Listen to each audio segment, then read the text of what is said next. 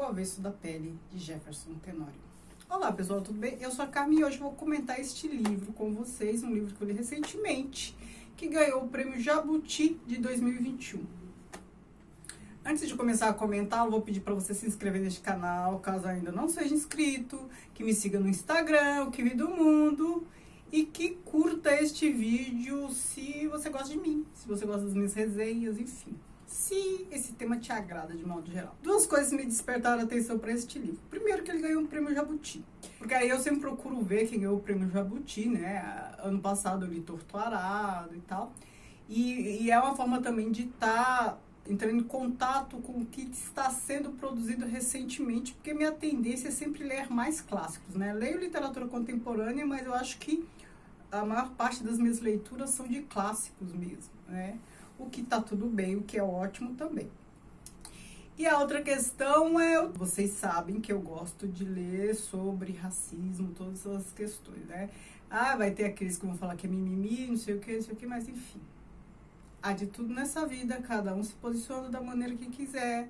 Tem gente que acha que é ficar suscitando sofrimento, relembrando de coisas que deveriam ser esquecidas e tal. Nada deve ser esquecido. Eu sou daquela seguinte opinião: sofrimento nenhum deve ser esquecido. Os judeus fazem muito bem. Eles ficam lembrando o tempo todo do Holocausto.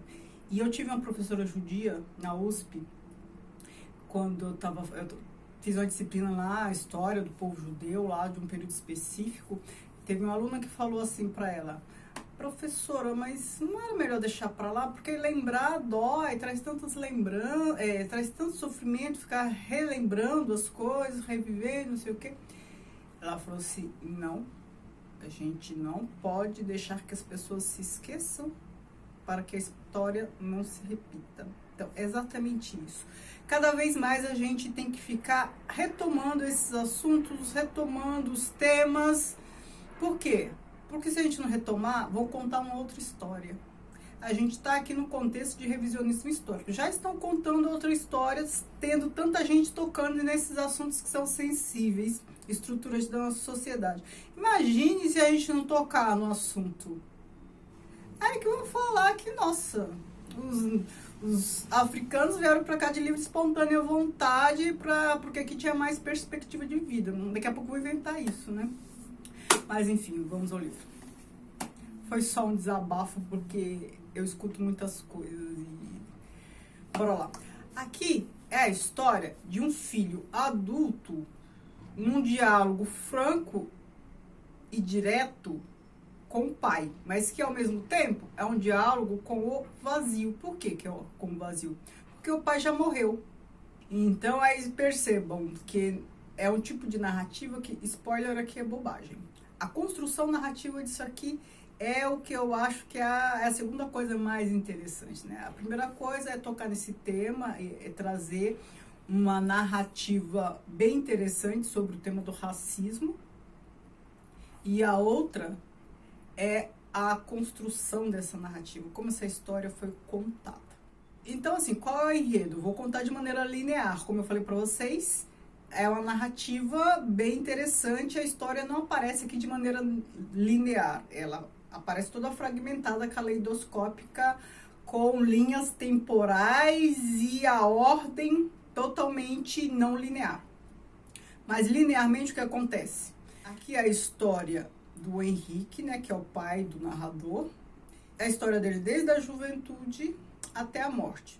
Ele, na juventude, passando por todos os percalços que um homem negro em Porto Alegre, e isso importa, em Porto Alegre passa, né? Porque Porto Alegre é uma das cidades mais racistas do Brasil, se não a mais. Então, assim, talvez quem seja de Porto Alegre venha aqui falar que não sei o que. Gente, isso é dito no livro, né? É dito por quem mora lá, e eu já ouvi muito dizer. E ele passa por todos os percalços, porque assim, uma coisa é ser negro no sul do Brasil, outra coisa é ser negro na Bahia, outra coisa é ser negro no Rio de Janeiro, em Minas, né? Principalmente esses três estados onde há uma população negra assim, maior quantidade. Então, assim, tô falando que não há racismo nesses estados, não estou falando isso, mas é bem menor do que no sul, onde a maior parte da população é bem caucasiana, não é só branco, é povo louro, né, de origem europeia, alemã e tudo mais.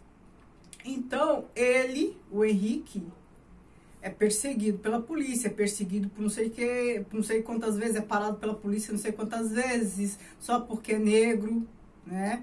E aqui fica bem evidente, várias passagens aqui fica bem evidente que é o fator cor da pele que faz com que ele passe por todas essas situações humilhantes e constrangedoras.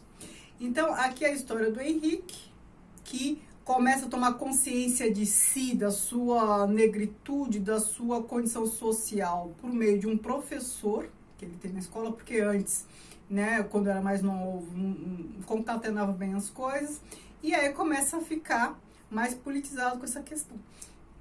E aí a história não é só do Henrique, né? Porque o Pedro, que é o filho que narra, conta a história do Henrique desde a juventude até a morte, mas também a história da mãe, né, dele, a história, até brevemente, a história dos avós, né, os pais do Henrique, como se conheceram, a própria história do Pedro, né, ele tomando consciência de si, a namoradinha e tal. Então, assim, cada capítulo ele traz uma historinha e essas histórias são descontinuadas. Então, ele fala da mãe antes de conhecer o pai, depois ele já traz para o presente, depois já fala de outra pessoa no outro capítulo, e aí depois ele retoma essa história da mãe, por isso que é descontinuado, mas a gente entende perfeitamente, né? Então, a história da mãe, que também tem uma situação muito difícil, também negra, também lá no sul, né? Tem uma situação muito difícil, os pais, só que ela não é tão politizada, ela tem uma condição, assim, ela na verdade é bem agressiva, bem desequilibrada, então a falta de estrutura familiar deixou ela nessa condição, também sofre racismo e tal. Os pais viviam em conflito, acabaram se separando quando ele era pequeno, né? Ele, o Pedro, o narrador. Por aí vai. Aí ele vai contando a história dessas pessoas, ou seja, sua árvore genealógica antes dele, né? Pai, mãe, avó. E assim, são sempre histórias em que você percebe o racismo presente, esse racismo cotidiano, sabe? De fazer piadinha com o negro, não tem preconceito, mas aí faz piadinha, porque negro tem que se esforçar não sei quantas vezes mais para alcançar um posto, né? Os pais dele, o Henrique e a mãe, eles se formam em letras, ela é tradutora, e o pai é professor, acho que do ensino médio, não sei. Enfim, eles se formam, tá? Então, assim, eles não são, assim, aqueles excluídos dos excluídos, não são tão desvalidos, né? Eles são pobres, mas ainda conseguem ali ter uma formação e ainda assim sofrem bastante preconceito, e aí tem as agruras, o resto das agruras da vida, né? O temperamento da mãe que é um pouco desequilibrado, o pai que chega um momento da vida, parece que vai vivendo de maneira automática, se percebe um professor medíocre, mas o racismo sempre é ali, o racismo do cotidiano, dessas coisas bem entranhadas, bem estruturais o tempo todo ali, né? É tão estrutural a ponto de as pessoas falarem, né, que não tem racismo no Brasil. Só o fato de falarem que não tem racismo já evidencia o quão estrutural é o racismo, né? A ponto de as pessoas nem perceber.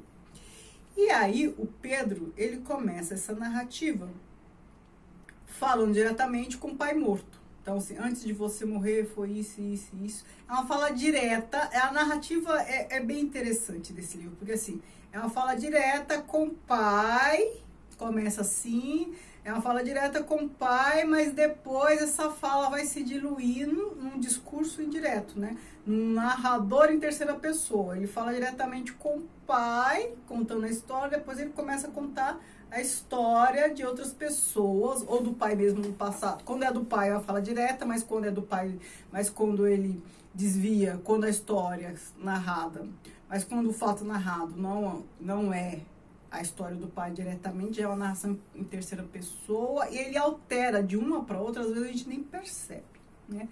É uma forma de narrar bem interessante. Então, assim, a narrativa tem esses dois aspectos bem interessantes.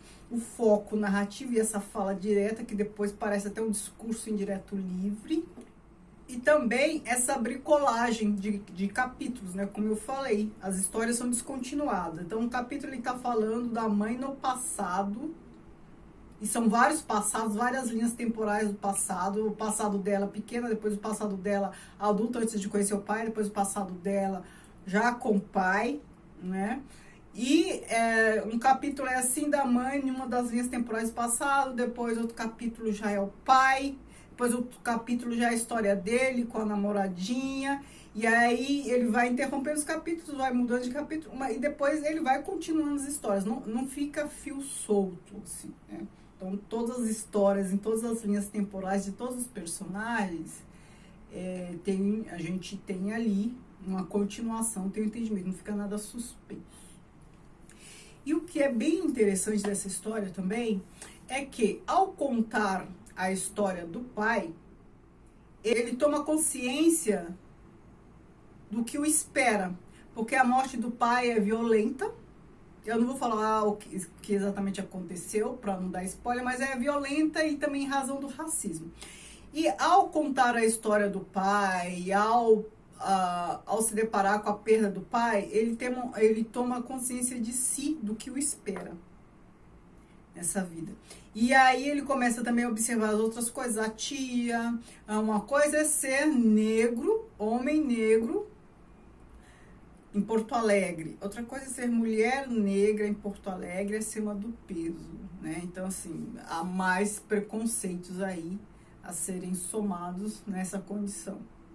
E ele vai percebendo algumas coisas. Então, percebam que, ao fazer essa fala direta com o pai, mas que é uma fala com o vazio, porque o pai já morreu, a gente percebe aí até uma busca de identidade. Uma busca de identidade e uma tomada de consciência de si, né? O que eu espero, qual é o contexto, qual é a nossa história, qual é a condição, né? E essa questão de busca de identidade, ela é sempre muito importante para qualquer pessoa. Mas se vocês pararem para pensar que para a população negra é um pouco mais complexo ainda, porque a gente não tem dados, né? Não tem informações. Os registros da escravidão foram queimados, então você não sabe nem das suas origens direito, né? E cresce num país em que boa parte da população fala que não tem racismo. Então, assim, isso causa muita confusão mental, isso causa muito conflito. E o que é a busca de identidade de uma pessoa negra? É uma eterna busca por pertencimento e por consciência dos preconceitos que já sofreu, que sofre, que vai sofrer. A gente é o que a gente faz. Só que quando você faz sem entender por que faz, quem você é, porque você não tem um lastro histórico, a sua identidade vai estar sempre fragmentada. Então, o que a gente percebe? A busca de identidade dos negros do Brasil vai ser sempre uma busca que, invariavelmente, vai resultar numa fratura, num ser fraturado. Então, todos que buscarem vão perceber uma identidade fraturada por conta desse ato, desse gap histórico, né? Eu não estou nem falando de escravidão, estou falando até mesmo do pós-escravidão, da queima estou falando de busca de identidade, a queima dos documentos e tal. Então, você pode até buscar entender qual é a sua condição no mundo, né? Se conscientizar, ter uma tomada de consciência de tudo que pode sofrer, que seu fim pode ser um fim violento só pela cor da pele, mas a identidade vai ser sempre fragmentada, porque a gente não consegue montar aqui muito bem uma árvore genealógica. Poucas pessoas negras conseguem. E essa questão identitária é muito mais importante do que a gente imagina, né? Para a formação do ser, formação cultural, formação do caráter, a noção, o sentido de pertencimento a um grupo, né?